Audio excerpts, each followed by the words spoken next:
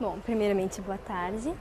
Eu sou a Luísa Moreira da Cunha, represento a 21ª Região Tradicionalista e, seguindo o tema proposto, decidi falar sobre um escritor muito importante, Barbosa Lessa, pois eu acredito que, como a maioria das pessoas, conhece ele só como ideólogo do movimento tradicionalista gaúcho e não conhece o grande escritor que ele foi. Por isso, focarei nossa trajetória como contador de histórias e não como tradicionalista. Em sua grande, mas pouco valorizada carreira, nem sempre recebeu a acolhida merecida, principalmente no Rio Grande do Sul. O preconceito de uma cultura acadêmica, somada da universidade, não foi capaz de reconhecer o intelectual múltiplo, mas comprometido com o público. Barbosa Lessa foi neto de Maneco Lessa, um valente peleador que inspirou João Simões Lopes Neto em seu conto Deve um Queijo. Filho de Luís, primeiro médico canguçuense, e Alda, que passaram os primeiros anos de casados em Canguçu, onde nasceu seu primeiro filho, Paulo. Depois arrendaram uma chácara em Piratini, onde em 13 de dezembro de 1929 nasceu Barbosa Lessa. Devido à dificuldade para cursar uma escola, teve de ser alfabetizado por sua mãe, que também lhe ensinou piano, teoria musical e uma novidade da época, a datilografia. Inspirado pelas histórias de cowboy, que tanto gostava, escreveu seu primeiro conto, Um Assassinato no Texas. Depois ele ficou mais velho e teve que estudar num ginásio, o Ginásio Gonzaga, na cidade de Pelotas. E lá descobriu o cinema, que ele adorou, e, inspirado pelo cinema, escreveu uma nova história.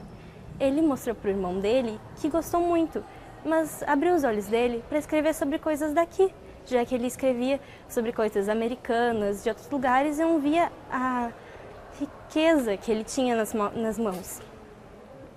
Depois ele ficou mais velho e foi para Porto Alegre, estudou no Colégio Júlio de Castilhos. Aos 16 anos, já era colaborador de uma das principais revistas culturais brasileiras, a Província de São Pedro.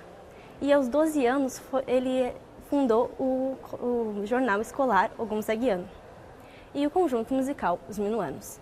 Conseguiu o primeiro emprego como revisor e repórter da revista do Globo. Depois, em 1954, foi para São Paulo, envolvido com produção de televisão, rádio, cinema, e depois ele escolheu publicidade e relações públicas. Ele encaminhou o seu livro O Boi das Aspas de Ouro, que tinha outro nome, mas devido às sugestões, escolheram esse e ele ficou muito feliz com o sucesso que estava tendo. Então resolveu escrever um romance, que seria Os Livros Guachos, e recebeu muitos prêmios. Depois ele voltou para Porto Alegre já como especialista em comunicação social, tendo trabalhado na Mercúrio Publicidade e na Corsã. Foi secretário de Cultura, se aposentou como jornalista e começou a procurar por todo o Rio Grande do Sul um lugar onde ele se sentisse bem junto à natureza, para que ele pudesse escrever e viver o que ele ainda tinha, a vida dele, onde ele se sentisse junto à natureza. Encontrou na cidade de Camaquã, no sítio Alga Grande, o seu paraíso, onde viveu com sua esposa Nilza até 2002, quando ele faleceu. Tentei recriar em minha mostra o ambiente que ele escrevia. Uma foto dele com sua estante cheia de livros, a escrivaninha, a máquina de escrever, tudo como ele gostava, muito simples. Quem vai no sítio dele realmente se impressiona, porque pela pessoa que ele foi, é tudo muito humilde. E entre as suas por volta de 50 obras, eu escolhi o livro Os Guachos, pois ele realmente foi um dos mais importantes na carreira dele. Essa aqui, a maquete, que eu ajudei o meu pai a fazer, ela mostra a Estância Azul, onde se passa a história. A casa grande, a senzala, a antiga senzala. Perto da casa, os muros de pedra que haviam sido feitos pelos escravos, a vegetação, a geografia, tudo como era e é no interior de Piratini. O livro narra a saga de Zacarias, em sua tentativa de deixar a vida insegura de gaúcho errante para sentar praça e constituir família. A prenda celita recebe um espaço tão grande quanto aquele que as mulheres recebiam na sociedade do pós-guerra. Ainda contra o preconceito, Barbosa Lessa denuncia as agressões sofridas pelas Chinas do Paço e a dura vida do negro na estância. Os guachos são, portanto, os gaúchos. O autor apresenta uma característica comum entre os personagens, orfandade psicológica e afetiva. O guacho não é somente a figura do filhotinho sem mãe que está só no mundo, mas uma carga emocional destinada a todos aqueles órfãos em suas perspectivas de vida. Houve duas versões. A primeira, a original, em que ele agradece ao pai por não ter sido guacho. E na definitiva, que tem um pós-fácil e a introdução em que ele define o que é guacho e um capítulo especial sobre a história da fazenda. Nesse livro, há duas questões inéditas na literatura gaúcha. Não cita a Guerra dos Farrapos, cita somente a Guerra do Paraguai e a inserção da mulher. Em muitos outros relatos, o gaúcho parece apenas brotar da terra, como uma legítima geração espontânea. Mas neste, não só a mulher está presente, mas como destaque. Juana, guaxa gaúcha, era uma mulher forte e decidida, representava uma esfera social empobrecida e dependente de favores. Barbosa Lessa, ele não apresenta o gaúcho com a intenção de fazer as pazes com o passado.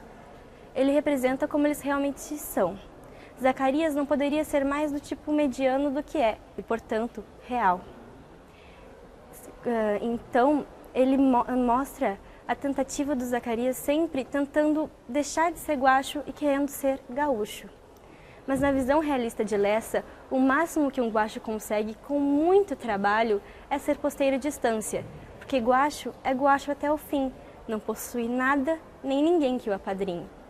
Concluindo meu trabalho, gostaria de dizer que fiquei realmente muito feliz por poder conhecer mais sobre escritores da minha região, principalmente esse lado escritor de Barbosa Lessa, pois eu, como a maioria das pessoas, não sabia que ele tinha escrevido tanto e tão bem, sempre preocupado com o público, não pelos críticos. Talvez por isso ele não recebeu o devido prestígio que merecia.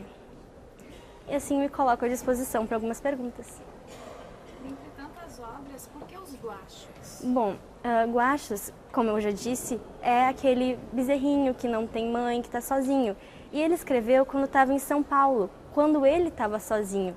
Talvez por isso ele conseguiu transmitir. E também é uma obra muito importante na carreira dele. Ganhou o Prêmio Nacional de Literatura e de São Paulo, mas aqui no Rio Grande do Sul não foi muito reconhecido. E que outras obras? Ele também escreveu O Sentido e o Valor do Tradicionalismo, né? Que todo mundo aqui conhece, então eu resolvi não mostrar porque seria redundante. A História do Chimarrão e o Rio Grande do Sul, prazer em conhecê-lo. E entre muitas outras que não deu para trazer. Isso aqui tudo fica mais... Isso é material? Meu pai que fez, mas ele doou para um pesquisador de Barbosa Lessa, lá da minha cidade.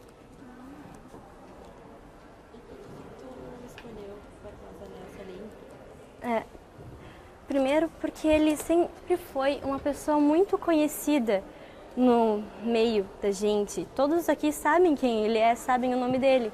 Mas talvez se perguntarem para algumas prendas o que eles escreveram, vão saber só o que está para a gente estudar para as provas. Muitos não resolvem ir além para saber um pouco mais sobre a sua própria cultura. Eu vou de São Paulo, mas o técnico já respondeu sobre a vida de escrever os guachos de São Paulo quando foi para lá. Muito bem, Luísa. A nossa parte era isso. Obrigada. Tchau. Parabéns. Obrigada.